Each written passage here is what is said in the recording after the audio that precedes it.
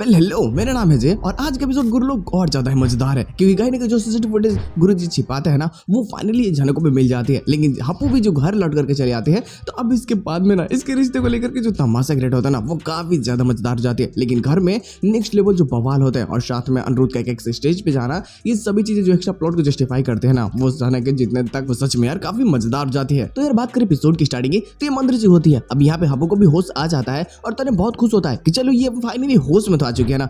अब हप्पू भी पूजा करना चाहती है तो ये पूजा करती है और पता है वो दुआओं में क्या मांगती है, वो सोचती है कि उसकी शादी तन्ने से हो जाए। और ये बात को जब वो घर जा रही होते है तो तन्ने को बताते भी है। हालांकि तन्ने बहुत खुश होता है क्योंकि कहीं ना कहीं डायरेक्टली वो उसे पसंद करता है। जब ये घर आते हैं तो उससे पहले भी घर में बहुत सारे प्रॉब्लम्स क्रिएट हुए होते हैं। बिपाशा ऐसा बता देती है सबको कि हमें हप्पू दी को वेल भेज देना चाहिए जो स्पेशल होम्स होते हैं पागलों के लिए। अब यहाँ पे ये बातें सुनने के बाद में हप्पू की मम भड़क जाती है, वो बहुत गुस्सा करते हैं। और अनिरुद्ध जब यहाँ पे चला आता है तो वो तो और अच्छे तरीके से बिपाशा को धोता है। वो समझाता है कि घर में ना आप 1 रुपए कुछ काम करते बट फिर भी बातें आपकी बड़ी बड़ी, इतनी सारी बातें आप पे बिल्कुल शोभा नहीं देती। प्लीज आपसे अगर नहीं हो रहा है तो अपने औकात अनुसार उतना ही बोला कीजिए जितनी जरूरत है। लेकिन गुड लोग यहाँ पे एक ट्विस्ट भी है।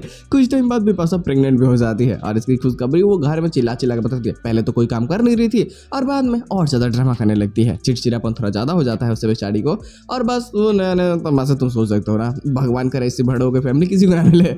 समझ में नहीं आता, कोई किसी का सपोर्ट ही नहीं करता यार। अब बस अनिरुद्ध बेचारा किस किस के लिए लड़ेगा। और यहाँ पे अब जब हप्पू आ जाती है तो इसकी खुशी सभी को होती है कि चलो फाइनली हप्पू आ चुके हैं। लेकिन वो अपने दिल की फीलिंग्स को भी घर वालों को बता देते हैं कि वो शादी करना चाहते हैं तन्ने के साथ में। लेकिन फिर लोग इसके जस्ट पोजीशन में दिखाया जाता है वेल झनक का सीन। जैसे अब आती है ना अंदर तो उसे रुद्र बहुत ज्यादा मोटिवेट करता है क्योंकि वो डर रही होती है कि पता नहीं अगर उस सीसीटीवी फुटेज सबके सामने आएगा उसमें कुछ और हुआ तो कुछ भी हो सकता है। और जो इसका डर होता है ना वो सच हो जाता है क्योंकि वो सीसीटीवी फुटेज गुरुजी एक आदमी को बोल करके पहले ही निकलवा देता है, जिसमें वो हेरफेर करवाने के बाद में ये साबित कर देता है कि वो सीसीटीवी फुटेज में ऐसा कुछ भी नहीं था जो ये क्लियर कर सके कि झनक के ड्रेस को किसी ने काटा था, बल्कि हो सकता है कि झनक ने खुद ही से ही ये काट लिया हो, बस एक नया थ्योरी बनाने के लिए। अब यहाँ पे ये बातें एक आदमी को बोल करके पैसे भी दे देता है कि ऐसे करना है और वो आदमी जजेस के सामने वो वैसे वीडियो भी प्रेजेंट करता है। लेकिन यहाँ पे ये जाकर के जजेस को भी भड़काता है कि आखिर रुद्र बहुत ज्यादा उड़ रहा है तो अगर मौका मिले तो उसे बहुत अच्छे तरीके से सबक सिखाना है, बहुत बुरे तरीके से उसे मजा चखाना है। हालांकि झनक की मुलाकात आदित्य से भी होती है।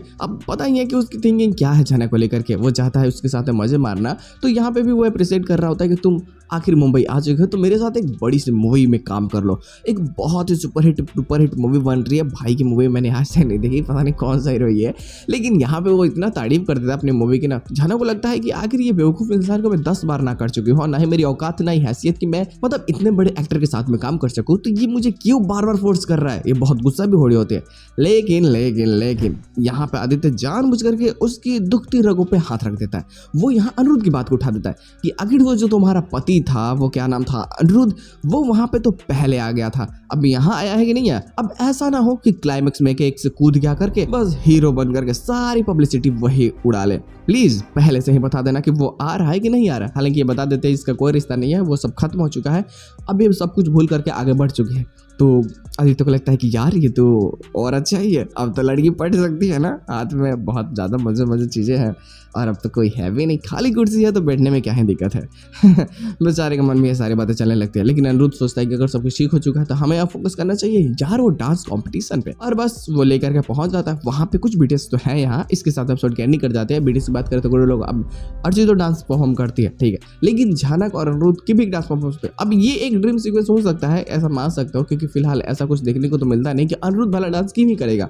हो सकता है कि सपोर्टिंग रोल में हो क्योंकि झनक डर रही हो या फिर उसे डर लग रहा हो कि कुछ प्रॉब्लम ना हो जाए बहुत बड़ी, तो अनिरुद्ध बस साथ देने के लिए उसके साथ हो सकता है। ये भी बातें माना जा सकता है। तो झनक का तो जितना तय ही है क्योंकि अनिरुद्ध का साथ उसके लिए सच में सबसे आगे लेकर के जाता है। और कहीं ना कहीं इनकी जोड़ी जबरदस्त होती है तो ऑडियंस भी पसंद करती है और जजेस तो भाई दिल दे ही देते हैं। लेकिन बात करें सीसीटीवी फुटेजेस की तो भाई जो गुरुजी चिढ़वाता है ना वो सीसीटीवी फुटेज ऑलरेडी रुद्र भी निकाल चुका होता है। मतलब उसकी तो एह लगाने के लिए पूरी तरीके से ये प्लानिंग तक बना चुका होता है। देखते हैं लोग आने वाले एपिसोड में और क्या चीजें हो सकती है। इसके साथ में एपिसोड की एंडिंग कर जाते हैं, बट जो भी एक्स्ट्रा प्लॉट देखने को मिलेंगे ना वो सच में काफी मजेदार होंगे। एक्स्ट्रा प्लॉट आती है तो बातें जरूर होगी। फिलहाल आज के एपिसोड बस इतना ही, हम लोग मिलते हैं बहुत जल्द किसी नए वीडियो के साथ में, तब तक के लिए बाय।